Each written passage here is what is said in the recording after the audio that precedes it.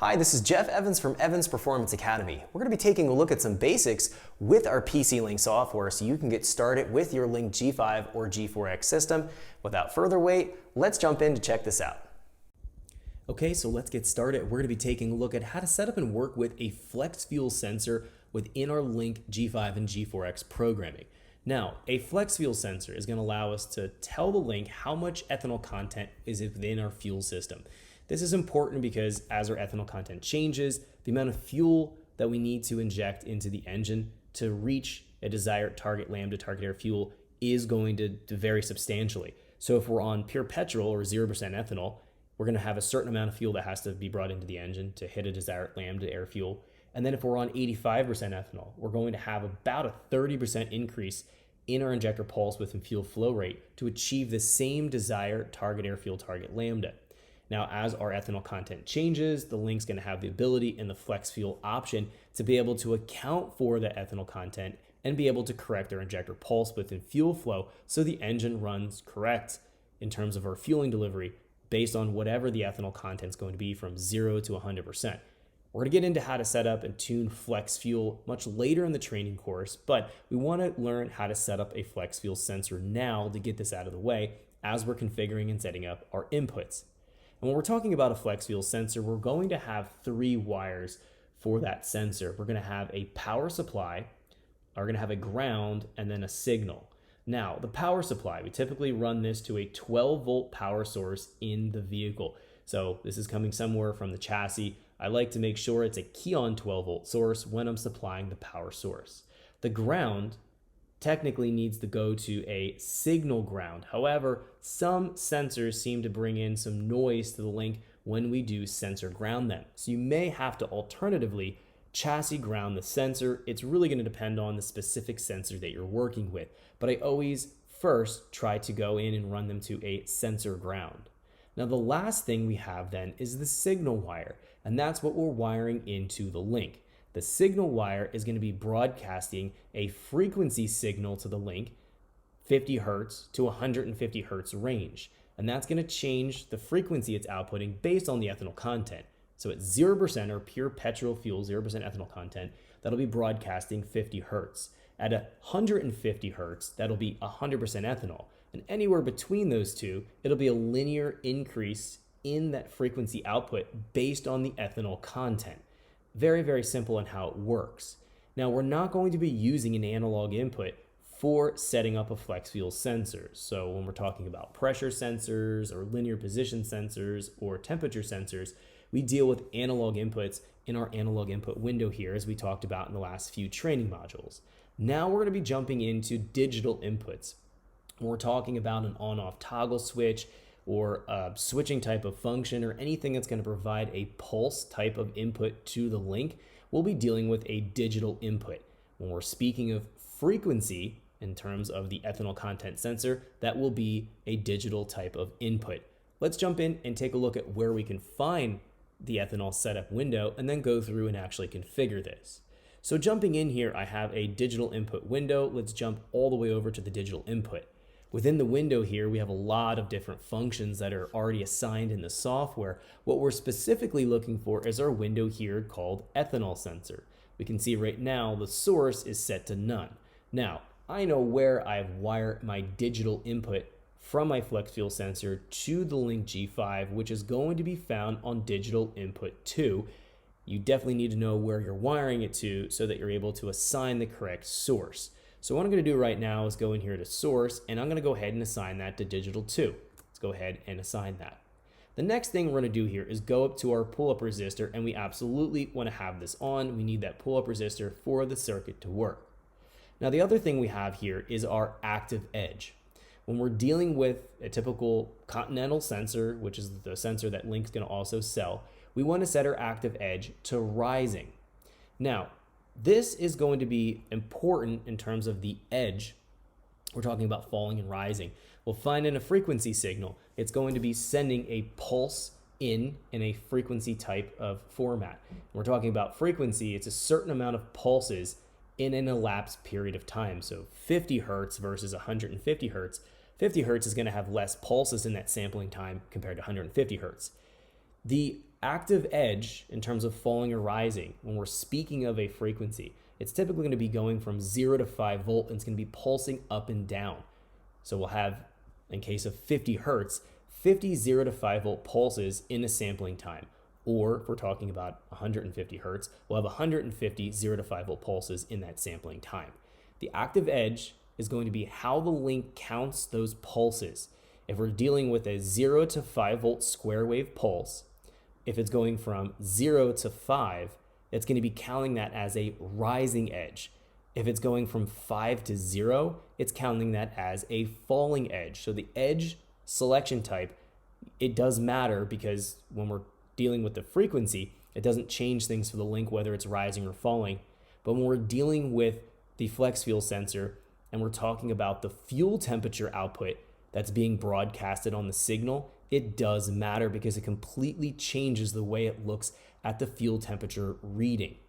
Now the fuel temperature, and this is kind of a unique thing with flex fuel sensors, not only is it going to be broadcasting a 50 to 150 hertz signal on the signal wire, at the same time it's going to be broadcasting a duty cycle output. And as the duty cycle changes, it'll be changing how the link is interpreting a fuel temperature reading.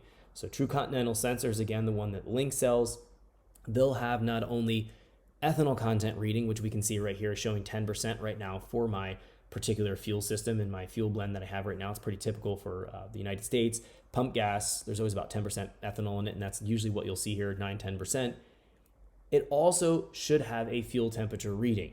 We can actually see the fuel temperature reading if we jump in here to our fuel page, and we can take a look at our parameters list. We can find here that I have a parameter here called fuel temperature.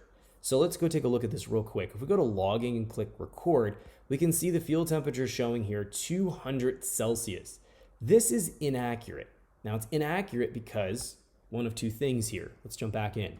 It's inaccurate because the active edge here should be set to rising. So when we do that, we can see here it's showing rising. Let's store that to the ECU.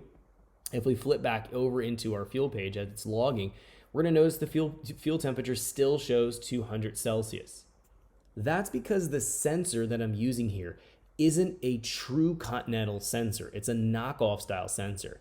So this sensor is not compatible with the Link, because when we're dealing with flex fuel sensors and doing a flex fuel tune, we want to make sure as we're configuring our options in here, so we're setting this to the pull-up resistor on and the active edge rising, what you should see, and to know if your sensor is compatible or not, you should see your fuel temperature here. If you're on key on engine off and you haven't ran the engine, so everything is essentially at room temperature, this should be approximate to what room temperature is showing. You can compare it against what your intake air temp and your engine coolant temp are showing at your room temperature. So right now I know the 200 Celsius is inaccurate. Now why does this matter? When you're in a model fuel mode where the Link is doing a lot of math calculations, this is going to translate and tell the Link what the fuel density is going to be. That's important because as the fuel density changes, the fueling that we want to deliver to the engine is going to change as well. So Link is accounting for that when we enable a flex fuel sensor for tuning.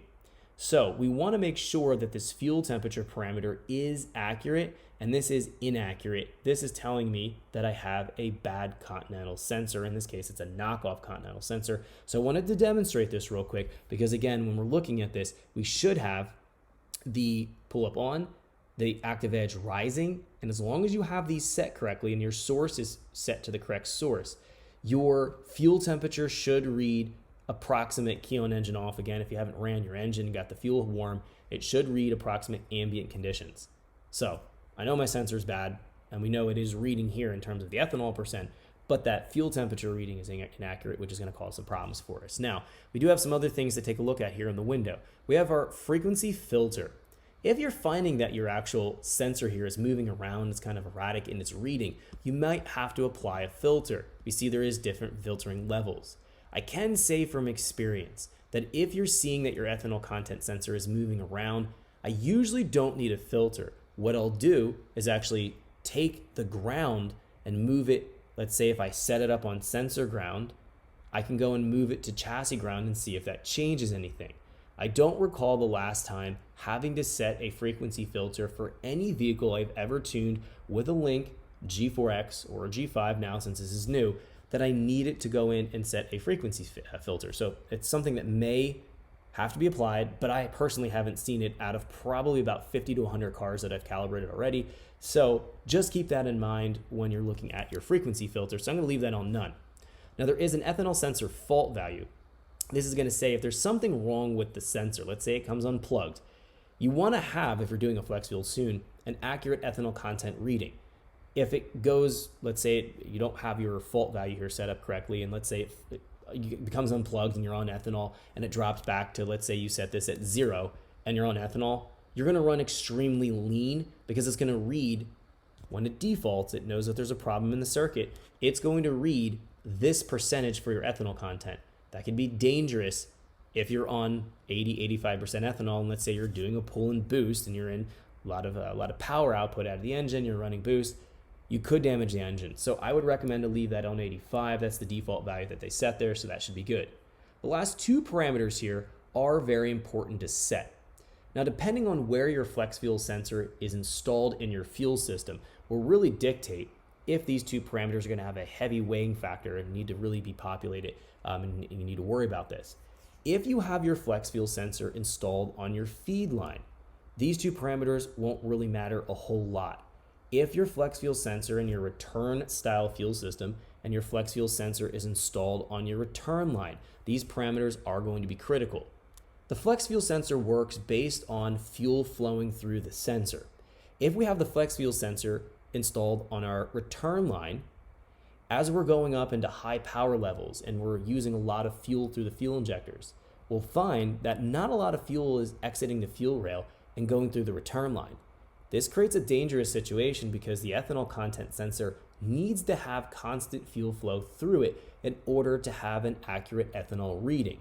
So if we're at high power levels, high duty cycle output out of our injectors, and we're not getting a lot of fuel in our return line, your ethanol content sensor will start to read all erratic, which will cause a lot of problems because our fuel and spark timing compensation in a flex fuel tune is all based on your ethanol content reading. So if this value is erratic, our fuel and spark will be erratic. We could damage the engine. So we definitely want to make sure we pay attention to this. So the injector DC clamp, what this is saying is that above this duty cycle, whatever the last ethanol percent reading is going to be, it'll clamp onto that, and then that's what it's going to use as you're in boost. And once you drop below that duty cycle on the injector, it'll go back to sampling the normal fuel flow through the ethanol content sensor. I would recommend for something like this to set it much lower than 85%, probably somewhere between 20 to 40% in terms of the duty cycle. So if it goes above that, it stays locked and clamped on to whatever that ethanol content value is going to be. This is important when it's on the return line. If your flex fuel sensor is on your feed line, you have a constant fuel flow through the sensor, and it's really not a problem. We don't really need to worry about this too much. You could probably set this to something like 70, 80, 85%, and it's fine. So depending on where your ethanol sensor is in your fuel system, this needs to be lower, or you can leave it at the value that we find here. Again, higher values, fine if it's on the feed. Definitely lower that way down when you're finding that your flex sensor is on your return line. The last thing to note here is going to be your ethanol sensor lockout. Another problem that we have when the ethanol sensor is on the return line. When we're first priming the engine, we're cranking it over. We'll find that most of the fuel is going to go in through the injector, and not a lot of that fuel is going to go through the return line through the sensor. This can be very problematic because we need a lot more fuel flow through the engine, through the injector, when we're cold starting our engine on ethanol. So in that situation, we're going to find ourselves essentially running lean under cranking and having a bad situation where we keep cranking over the engine and we're not getting the fuel in, and it takes maybe 5, 10, 20 cranks for the engine to fire off simply because we don't have the proper ethanol content reading in that cranking condition, which is then skewing how we're applying our cranking fuel that should be compensated correctly from ethanol, but it can't because we don't have a reliable reading. Again, everything hinges upon your ethanol percentage reading when you're dealing with a flex fuel tune. So this is something that's used to help us compensate. What this is saying is when your engine is running, let's say the last time, and you're at idle and you have a stable idle, everything's good, fuel flow is steady through the flex fuel sensor on a return line, it will remember the last ethanol value before you shut the engine down. Let's say that was 85%. Then when you go to crank over the engine and fire it off, it'll start off with that value for this period of time. So ethanol sensor lockout will hold the last read value before the engine was shut off for 5 seconds, and then it'll go right back to reading the sensor in its live streaming data coming from the sensor. It'll actually start to interpret that. The idea behind this is that within 5 seconds, you should have stable fuel flow through your ethanol content sensor. Again, both of our problems here, and the reason why these are both implemented in the software, is because you'd mount the flex fuel sensor on the return line. If you have that flex fuel sensor mounted on the feed line, it eliminates that issue, and that's my preferred area to install the flex fuel sensor. You can install the flex fuel sensor right off the fuel tank, right where the fuel pump outlet is going to be off the tank. You can go wired everything up there, so it's really compact and simple. You could even install it in the engine bay right off the feed line, doesn't really matter. Note that the flex fuel sensor is internally equivalent to a 3/8 inch or a -6 AN line. So if you want to run larger feed line, there are billet bypass assemblies that people make, and essentially it allows you to run a number 8 or a number 10 AN feed, and then the flex fuel sensor essentially parallels and piggybacks that. So it's not going to impede the fuel flow into the engine, but it still gets a reliable reading on our feed line. That's always what I recommend to do if you're installing a flex fuel sensor, because it avoids having these odd problems when you're trying to fire off your engine or you're at high power levels where that fuel flow, again, is not really coming through the sensor. We avoid those issues. So those are two definite things we want to keep in mind. And then again, I want to drive home the very last point. Always check after you set up your ethanol content sensor and you verify it's reading correctly. Always check what your fuel temperature is. That has to be right. If you tune an engine with the incorrect edge selected here, or the sensor isn't compatible with the link and it's not giving you a fuel temperature, and this is reading some kind of a real crazy value here, it'll completely throw off the fuel density calculation and completely throw off the fueling to your engine. It'll require you to retune everything again, so make sure you check that. It is a mistake that I've made when I first started getting comfortable with tuning with the G4X a couple years ago. I wasn't aware that the fuel temperature was used by the link in the modeled mode, and that was something I had to go through, and I realized that, okay, I was having sensor problems and I was creating fuel temperature problems in terms of the reading, and that was all something I want to avoid. So definitely pay attention to that detail. It'll save you a lot of headache down the road as you're trying to actually tune your engine. Thanks for watching our tutorial. If you're interested in learning more about how to tune your Link G5 or G4X system, check out the video description below where you can find links to our school, some promo codes to get you started and save some money. If you're interested in learning more about Link engine management products, also check out the video description below. That's going to wrap it up here. I hope to see you guys in our school.